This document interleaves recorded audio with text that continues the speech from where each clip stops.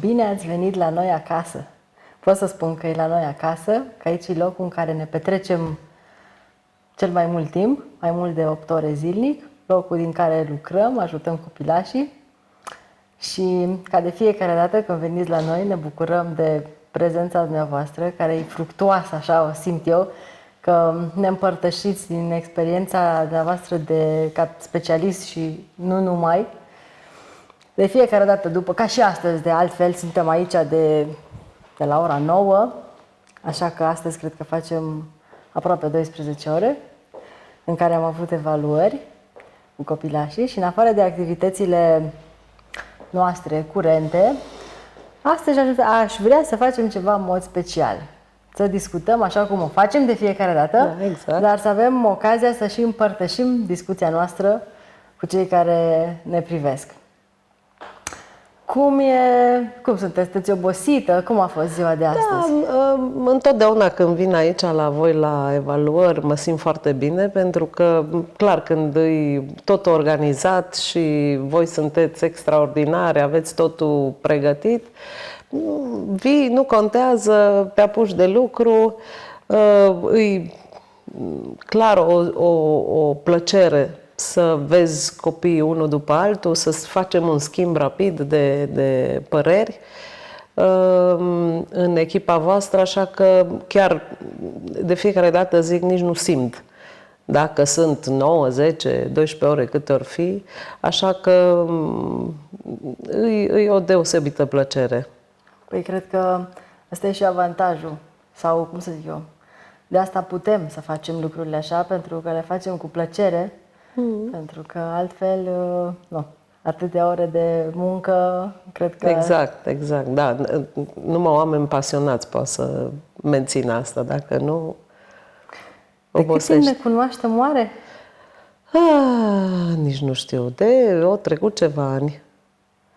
Și a fost un parcurs destul de, nu știu, eu l-am simțit destul de îngreunat, ca să spun așa, nu chiar anevoios, până am reușit să punem bazele acestui centru și să vă cunoaștem, să putem să avem o colaborare prin care să ajutăm copilașii.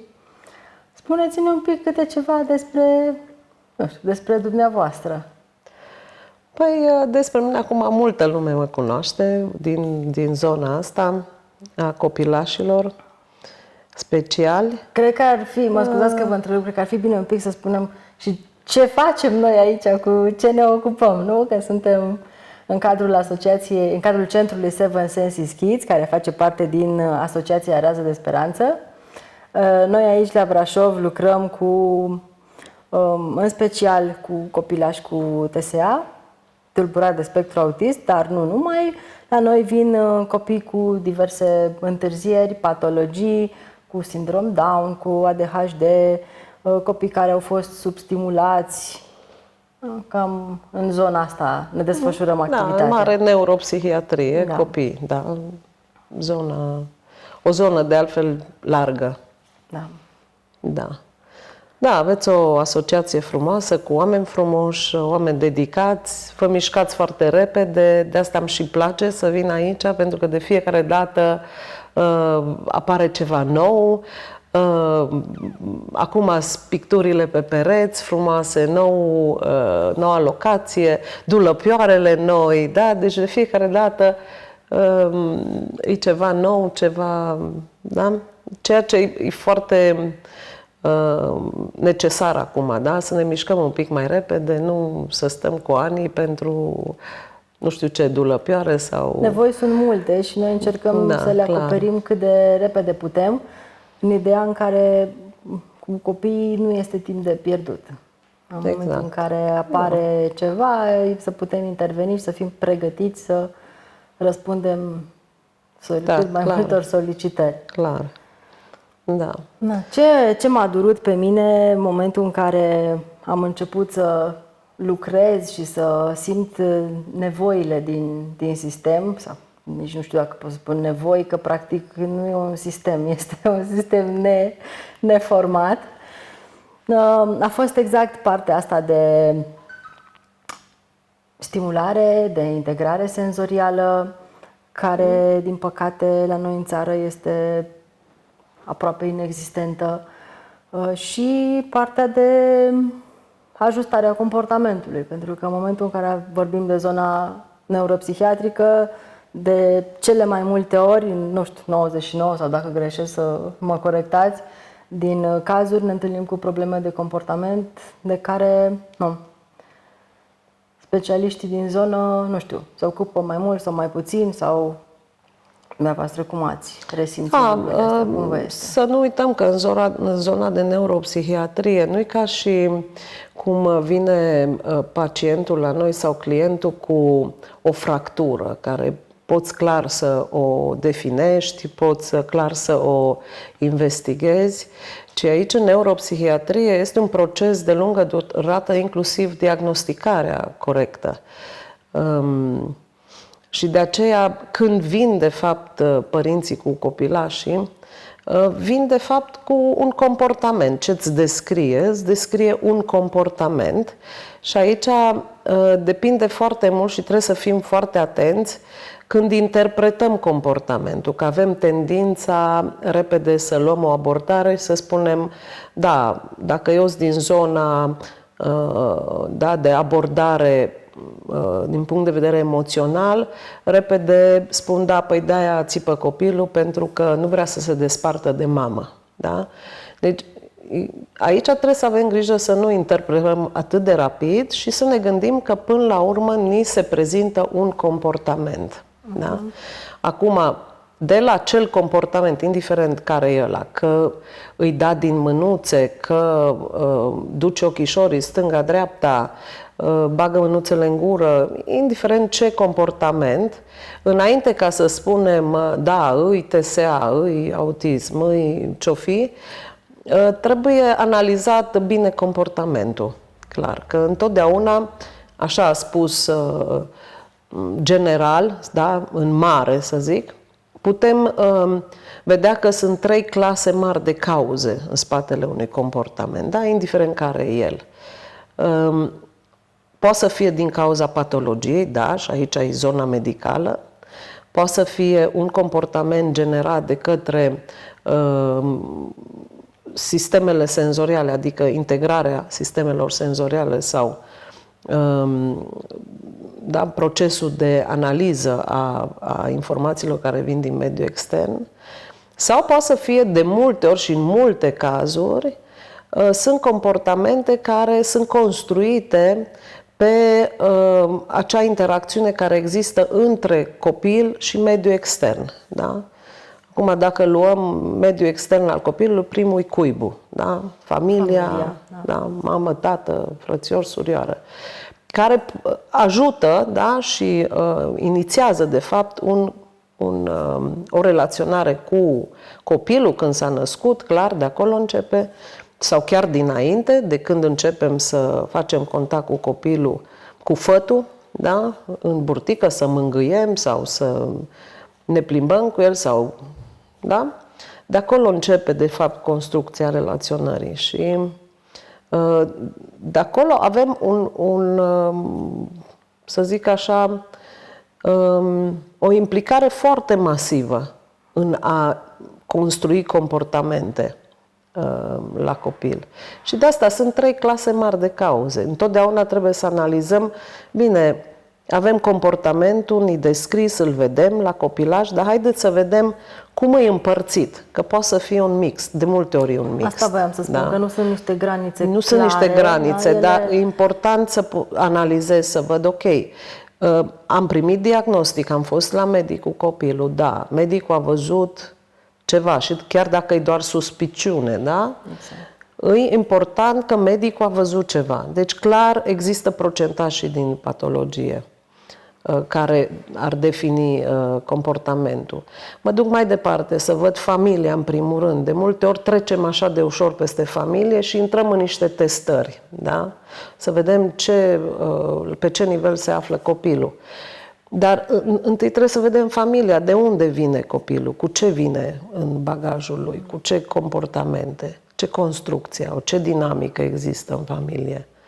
Da? De multe ori observăm că pot să existe diferite afecțiuni la membrii familiei, da? Și care clar influențează comportamentul copilului sau probleme în familie sau o structură mai interesantă. Da? Și bineînțeles să nu uităm partea neurologică, da? Unde avem partea sistemele senzoriale, care aceste canale la unii funcționează cum trebuie, la unii nu funcționează cum trebuie. Da? Sau citirea informației nu este, sau filtrarea informației, sau chiar legătura dintre inteligență și musculatură, da? Ce observăm în dispraxie. Deci sunt mai multe, da, cauze acolo care pot să genereze comportamentul. Nu putem gata să ștampilăm asta. Okay.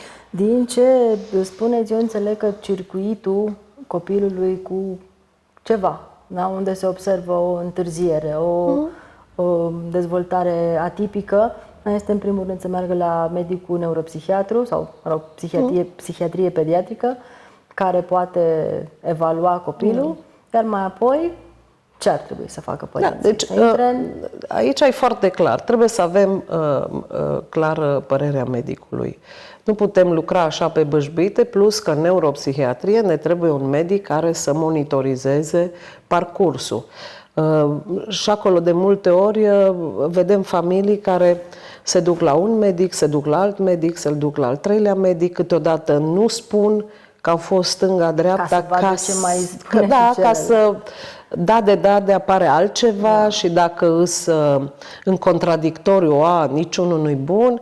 Deci aici un diagnostic se urmărește pe o perioadă mai lungă de timp, având în vedere că se vin cu copii mici, deci 2, 3 ani, 4 ani, există în faza de dezvoltare, da? Și atunci trebuie urmărit până când ajunge medicul să definitiveze, să zic așa, diagnosticul, să se contureze mai bine. Bun, deci asta este prima parte. Și apoi urmează terapia, intervenția. Exact. Acum, de foarte multe ori, părinții sunt debusolați în momentul în care trebuie să inițieze terapia, pentru că, așa cum știm, aproape că aș putea spune în piață, da? Există o multitudine de terapii, de intervenții, de specializări și fiecare specialist în ceea ce face vine și recomandă părintelui diverse. Și atunci părintele de multe ori nu știe ce ar trebui să aleagă sau în ce ordine să facă lucrurile. Spuneți-ne un pic mai multe. Da, aici am observat față de sistemul, de exemplu, din Scandinavia, este că în România, la ora actuală, nu pot să numesc un sistem centralizat, da? În ceea ce privește recuperarea copilului cu dizabilități. Deci este un haos la nivel de România. Există orice, se poate cumpăra, deci părinții pot să cumpere orice pe piață, da? Nu știu, dacă vor terapie cu delfin, scot copiii, îl duc la terapie cu delfin, terapie cu, nu știu, asistată de animale, cum îi zice, terapie asistată, da, cu animale. Cai, hipo, diverse, da. tot felul de... Așa, uleiuri cu plante, gropi cu nu știu ce fel de gaze. Da, sunt tot felul, da, de terapii, dar ne lipsește, de fapt, un protocol la nivel național care să fie dirijat de către minister, să avem entități de control, să avem statistici făcute pe orașe, pe zone, pentru că poate să fie diferență și atunci bugetul, da, nu s-ar împrăștia așa, ca printr-o sită acum, da, s-ar aduna un pic și am putea face față. De asemenea, sistemul privat, da, va veni să ajute, de fapt, acele entități care trebuie să îndeplinească anumite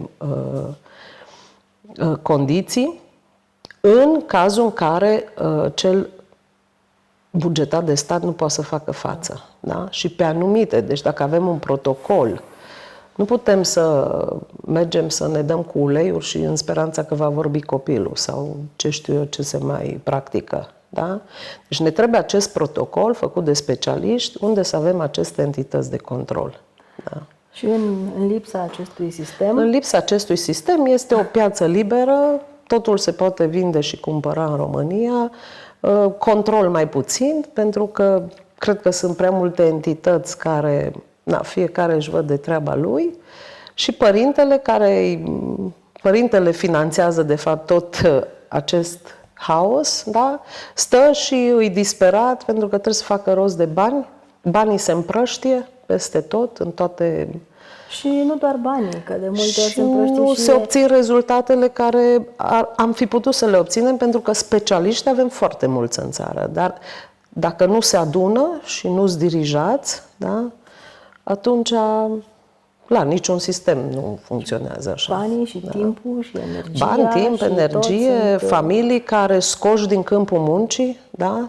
Deci România are de pierdut pentru că ies oameni tineri care sunt putere încă de muncă, ies din sistemul de producție ca să poată câteodată o familie întreagă finanțează Exact. o terapie de lungă durată. Da, de multe ori auzim când fac chetă în familie ca să poată susține terapii Exact. și măcar de ar fi focusate pe cei de făcut, dar nu mereu se întâmplă așa. Tocmai de asta, în tot haosul ăsta, noi ne-am dorit să punem accentul pe informarea părintelui, care până la urmă, exact cum ați spus, este cel care finanțează terapia și care este, până la urmă, este managerul de caz, este cel care ia hotărâri pentru copil.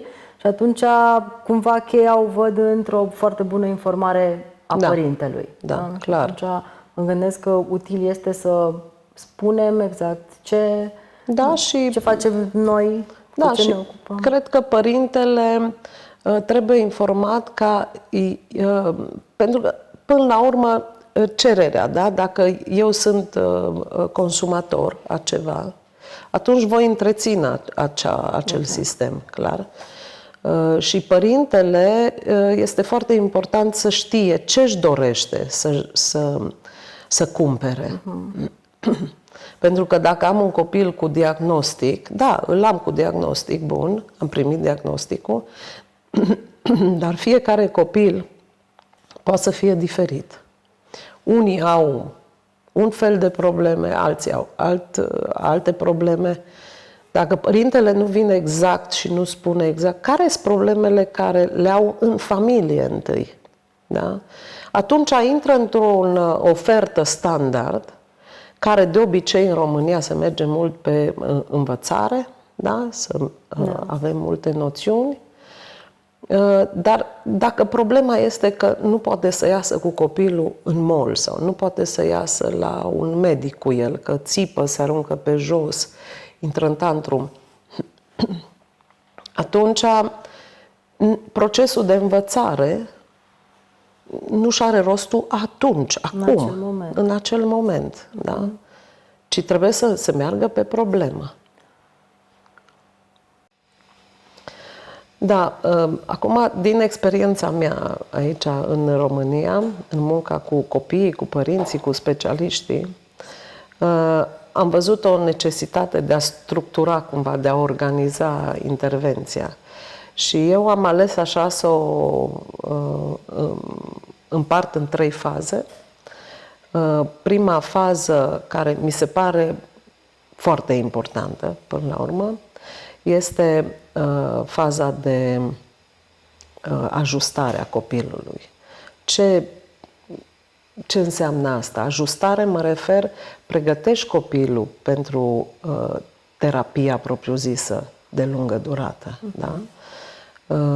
Adică dacă sunt comportamente care îți stau în cale, care sunt generate de către mediul extern, intri pe ele și astea ți sunt obiectivele, da? Să încerci să le ajustezi.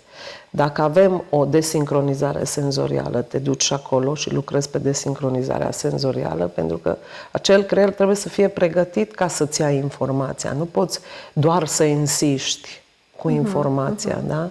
Ci trebuie să fie pregătit. Dacă creierul e pregătit, clar că asimilează copilul și poate să folosească informația.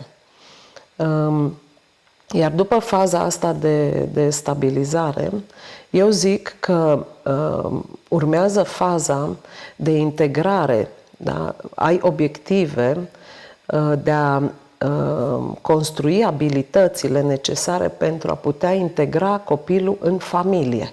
Degeaba vrem să integrăm copilul în mediul extern. Vreau să-l integrez la grădiniță. De multe ori întreb, de ce ați dus copilul la grădiniță? Pentru că eu, ca specialist, consider că nu-i pregătit pentru grădiniță. Mi se răspunde de multe ori să socializeze. Acum, dacă am un copil cu patologie, cu diagnostic de TSA, din spectru autism, trebuie să ne gândim că acea patologie tocmai împiedică, da, este antisocială, este un element care primează acolo.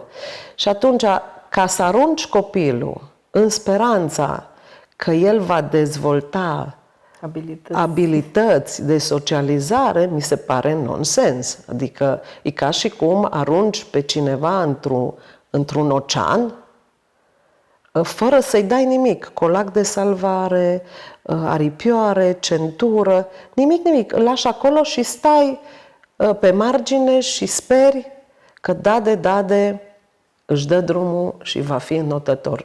Nu merge, da?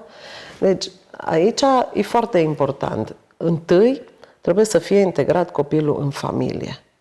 Da?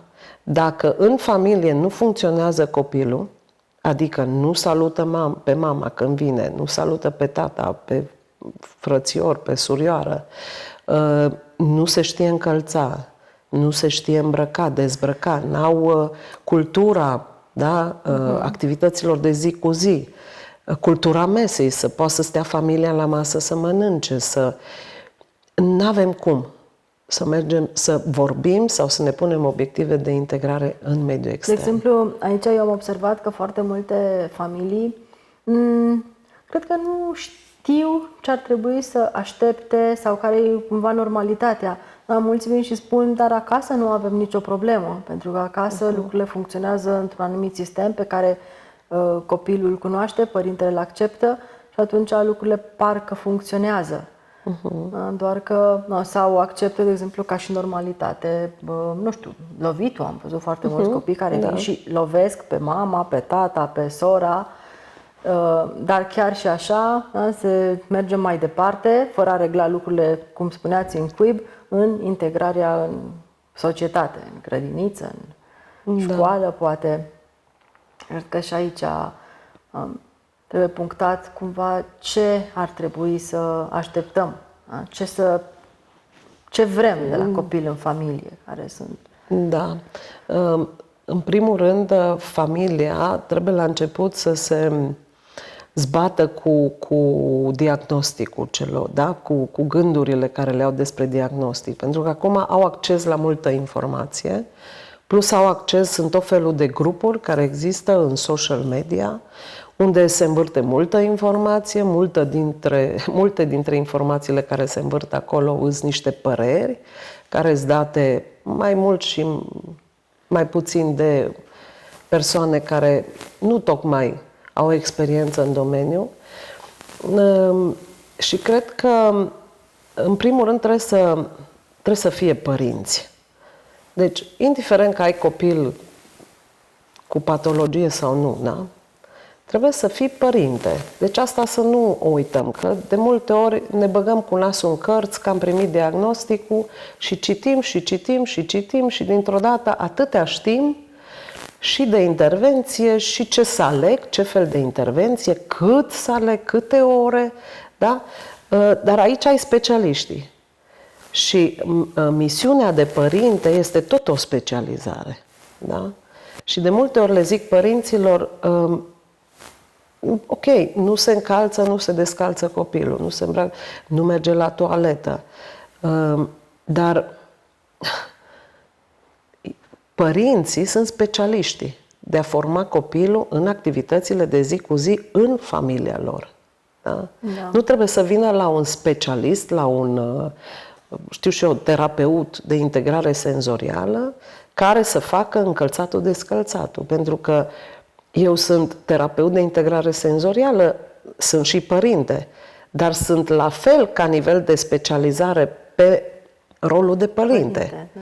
Și atunci e foarte important părintele să afle asta. Uită-te, motricitatea fină, dacă cu problema asta ai venit, dacă acasă n-ai insistat să se încalțe, să se descalțe copilul, să facă să pună masa, deci să ajute la pusul mesei, să ajute la împerecheat șosetele, să ajute la trasul aspiratorului, la împinsul coșului în supermarket. Ați spus un pic mai devreme de ajustarea comportamentului la copii.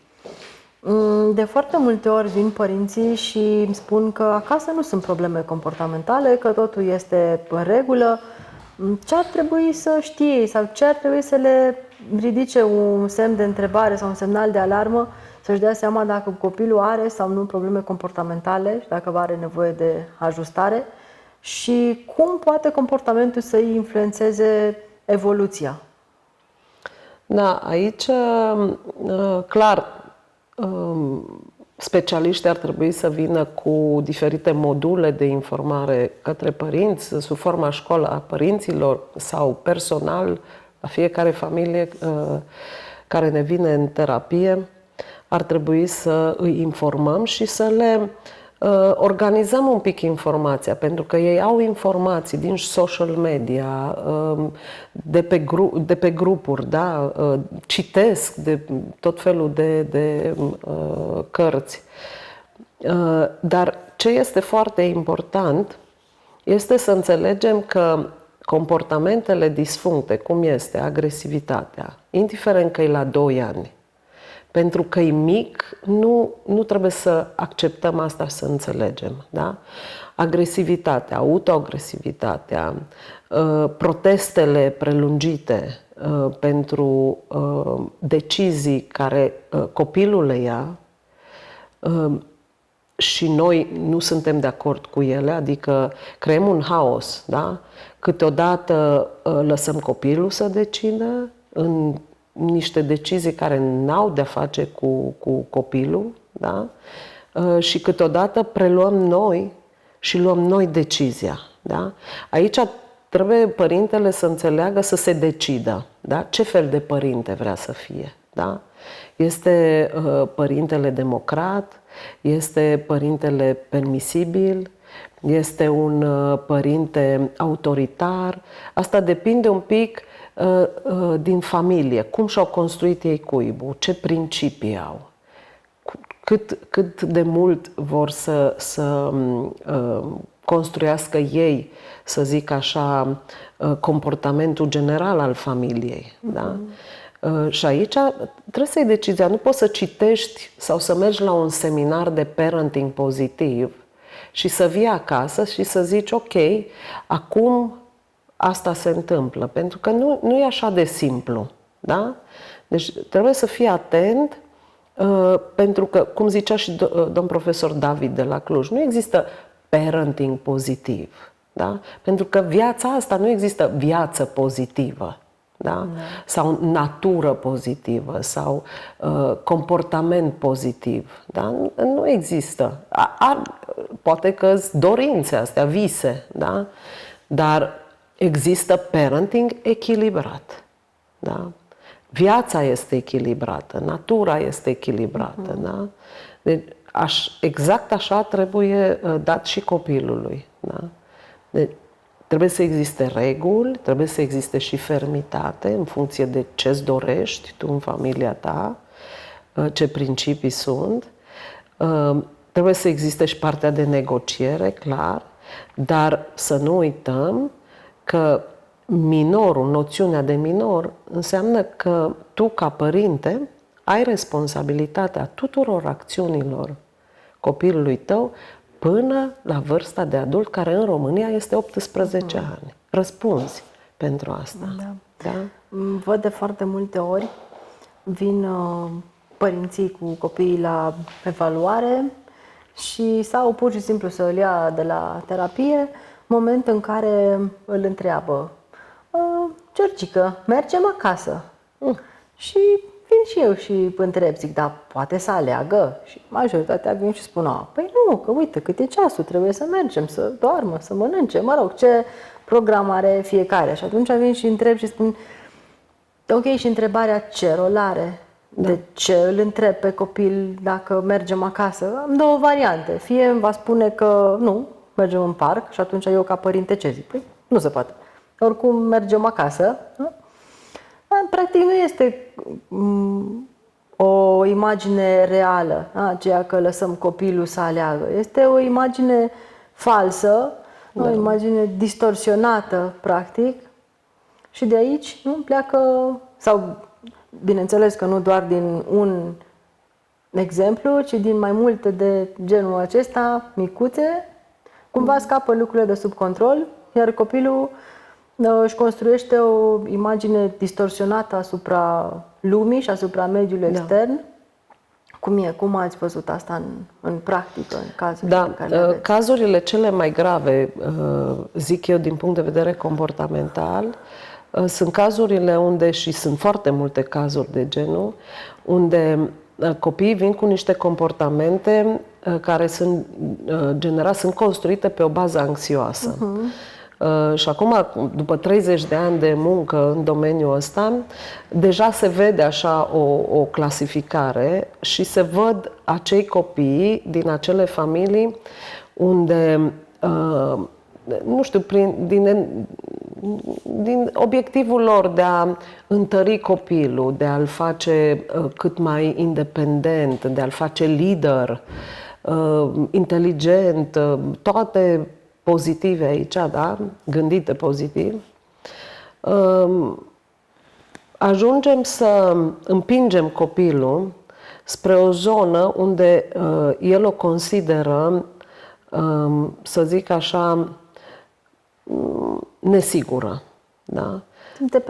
Presiune, pentru că copiii au niște instincte de supraviețuire foarte puternice și noi, ca oameni, avem aceste instincte și să nu uităm că suntem ființe de grup, suntem specie de grup, da?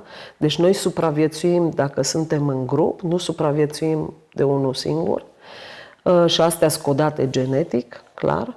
Și atunci copilul, în perioada de dezvoltare, ei se aliază, își doresc să se simtă protejați. Da? Asta ce înseamnă?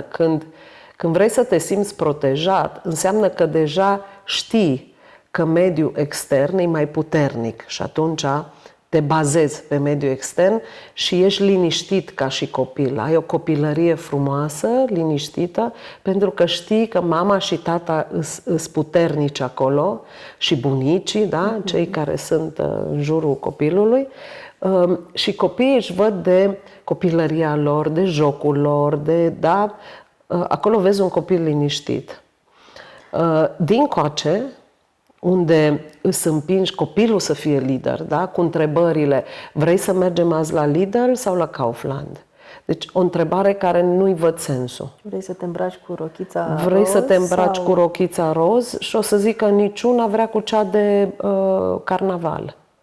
Și o să râdă copiii la grădiniță de fetiță. Da? Aici la 16 ani, și la 16 ani nu le mai convine la părinți, da? Când aleg îmbrăcămintea și atunci dăm cu biciu. Nu că așa-i în casă la mine, așa trebuie să faci, așa trebuie să învăț. Dar 16 ani ai lăsat-o, da? Să aleagă, să fie, da. Dar aici am întâlnit foarte mulți copii care pur și simplu, din cauza că au fost împinși ca ei să fie liderii, și-au luat misiunea asta până la urmă pentru că ei vor să supraviețuiască, dar pentru că legătura e așa de strânsă cu mama, cu tata, ei preiau asupra cuibului. Și atunci apar acei copii care au control, tot timpul. Deci viața lor constă, cât îți trăiești, de a controla mediul extern și în primul rând pe părinți. Da? Adică plâng excesiv, se trântesc pe jos, te miri unde e mai nasol, acolo începe scandalul. și protestează la orice decizie sau orice ofertă vin din partea părinților. Și știu exact pe ce butoane să Știu apese exact. ca să reacționeze Exact. mama, tata, bunica, așa cum ei își doresc și când își doresc. Practic, asta este, sau pe asta ne bazăm atunci când facem ajustarea comportamentului în terapie, nu? Când vrem să schimbăm, să-i creăm copilului o imagine reală asupra lumii și asupra realității. Exact. Sănătos este ceea ce este adevărat în viața noastră. Și adevărul este că atunci suntem, să zic, popular spus, cu picioarele pe pământ sau suntem conectați cu realitatea, când acceptăm că mediul extern este mai puternic ca și noi. Atunci ne putem apăra, da? Putem preveni pericolul, știm cum să ieșim din conflicte la momentul potrivit, ca să nu ni se întâmple ceva, știm să ne păzim de anumite situații, știm că de ploaie oricum nu scăpăm, deci nu putem comuta să fie la vecinul și nu la mine, că ploaia vine dacă vine. Deci asta e viața noastră, da? Iar acea frică, că frica e sănătoasă.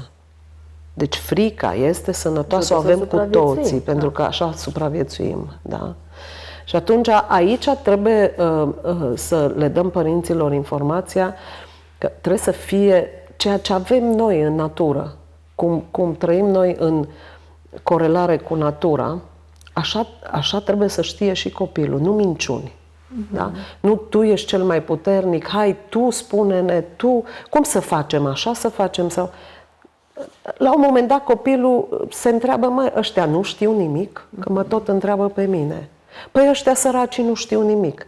Dacă li se întâmplă ceva, hai că introduc eu controlul. Și apoi dacă asta învață în familie, asta o să li se pare natural să caute și mai departe în următoarele sisteme în care vor intra. Exact. Școală, în următoarele sisteme vor avea șocul cel mai mare, că acolo nu va fi o mamă, tată care consideră că el e liderul, ci afară sunt mai mulți lideri, îi bătaie pe locul de lider, da?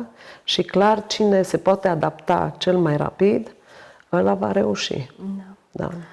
Bun. Am făcut ajustarea comportamentului, am integrat copilul în familie, în cuib. Ce facem mai departe? Acum ne gândim, ok, ce sisteme avem în mediul extern? Pentru că apare obiectivul sau faza 3, în care trebuie să ne gândim, trebuie copilul să-l integrăm în sistemele care ne sunt puse la dispoziție. În ADL se numesc ADL-ul secundar, partea de producție. Pentru că până la urmă ne este pus la dispoziție un mecanism în societatea modernă care începe cu creșă, grădiniță, școală, poate unii universități, ce mai studiază și ajung până la urmă la partea finală, da? Acea diplomă, da? Cu care mergem și ne căutăm profesia, da? Ne vindem timpul pentru bani ca să putem să ne întreținem mai departe, să devenim productivi. Pentru noi, da? Ca persoană, familia noastră și pentru societate. Da? Ei, obiectivele de acum încolo este să îi construiesc abilitățile necesare să pot să-l introduc în sistemele care ne sunt puse la dispoziție. Și acestea sunt sisteme de învățare, nu? Că când intră copilul la grădiniță... Pentru că avem o curiculă, da, avem partea educațională și partea de învățare.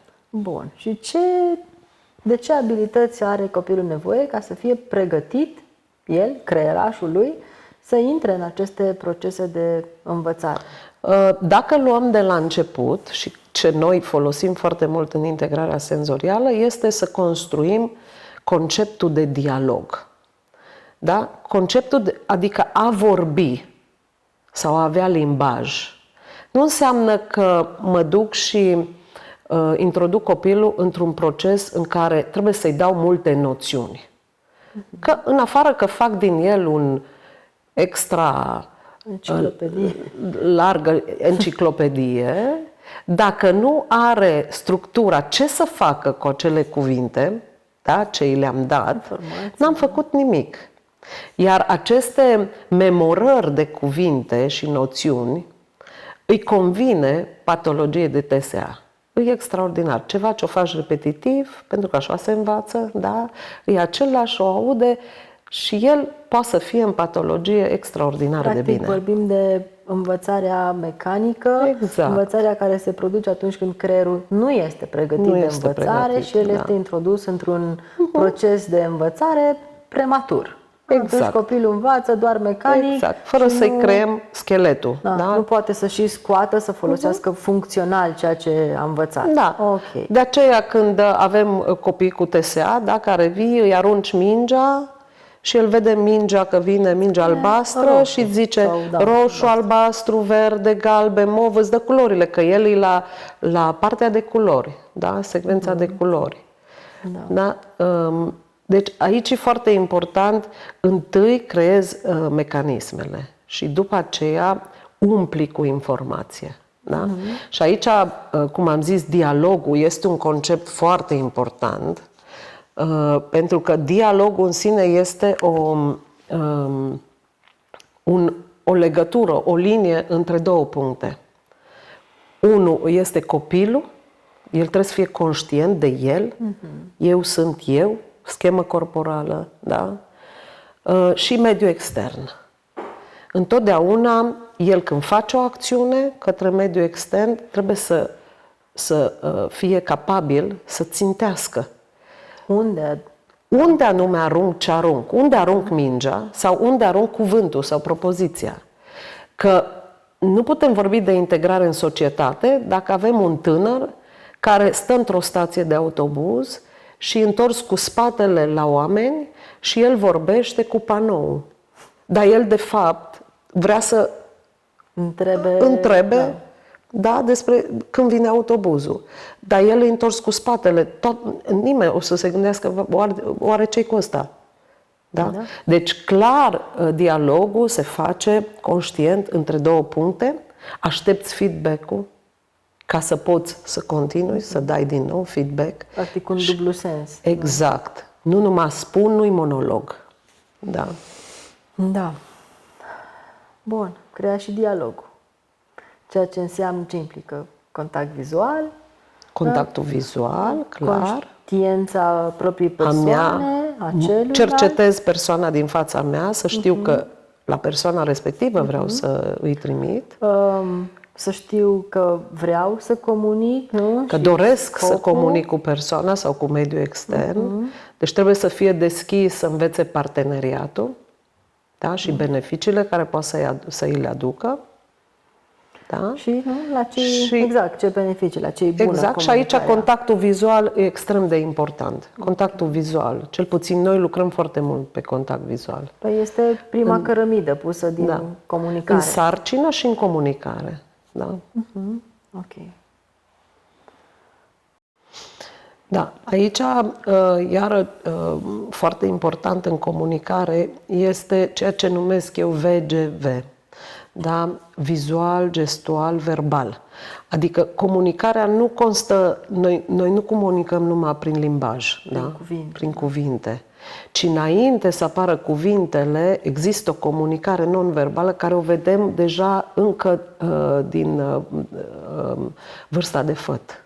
Da? În momentul în care o graviduță simte că are mișcări în burtică și dacă pune mâna, copilul răspunde, vine un feedback. Deja de acolo este un dialog, da? Prin sistemele senzoriale, primare. Tactilul, proprioceptivul, clar, și vestibularul. Da? Care după aceea continuă, da? Cu un nou născut și așa mai departe, se construiește comunicarea. Deci la copii cu diferite afecțiuni din zona neuropsihiatrică, clar trebuie să pornim construirea comunicării de aici, de la a comunica întâi prin vizual, a se conecta vizual cu cealaltă persoană. Da? Ăsta e foarte important. De aici putem menține copilul în funcționalitate și reduce zona, construi autocontrolul astfel încât copilul să-și controleze manifestările tipice patologiei cât timp este în conexiune cu mediul extern sau în colectivitate. Da? Deci e un element extrem de important. Deci, vizualul, la vizual adăugăm gestualul, acel pointing, de exemplu, sau pa, da? Sau să ne arate diferite indicii, da? Mingea mare, mingea mică. Iar după aceea, când astea deja sunt folosite funcțional, spontan, de către copil fără prompturi, apare partea de verbalizare. Exact. Da? Pentru că oricum verbalizarea, adică învățarea cuvintelor, a noțiunilor, ia timp, clar, vine și punem partea de verbalizare. Da? Și am construit comunicarea. Iar aici, în comunicare, să nu uităm, trebuie instrumentul comunicării, trebuie să ne asigurăm că este compatibil, adică conectat, da? Da. Că de multe ori avem un fren, avem o motricitate slabă în jurul guriței pentru că i s-a dat pasată mâncarea și atunci nu avem verticalizarea. Deci aici trebuie să ne asigurăm întâi că din punct de vedere a guriței este în ordine, da?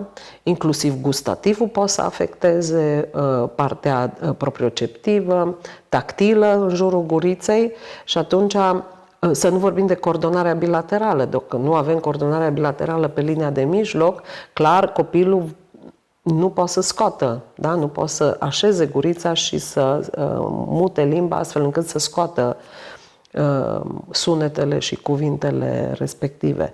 Deci aici, în zona asta, e foarte mult de discutat. Extrem de mult. Da. Deci am putea lua tematici diferite și detalia. Ca de fiecare dată, orice întâlnire este foarte fructuoasă și fiecare discuție este, aș putea spune, aproape interminabilă, pentru că putem spune pe această temă foarte multe lucruri. Acesta a fost primul episod în care am încercat să cuprindem așa o imagine cât mai amplă, dar vom reveni cu mai multe informații așa pe bucățele, ca părinții și, de ce nu, chiar și specialiștii să poată să aibă o imagine din ce în ce mai clară a procesului de recuperare al copilului. Mulțumim foarte mult! Cu mare drag! Și ne vedem mâine la o nouă zi de evaluări. Exact. Mulțumesc! Eu sunt Anda Strugaru, coordonator Centru de Zi Seven Senses Kids din cadrul Asociației Rază de Speranță. Vă mulțumesc pentru atenție și promit să revenim curând cu informații. Mulțumim doamnei Tanata Ieri, care ne-a împărtășit din experiența dânsei ca și specialist și de viață. Și revenim curând. Fiți cu ochii pe noi!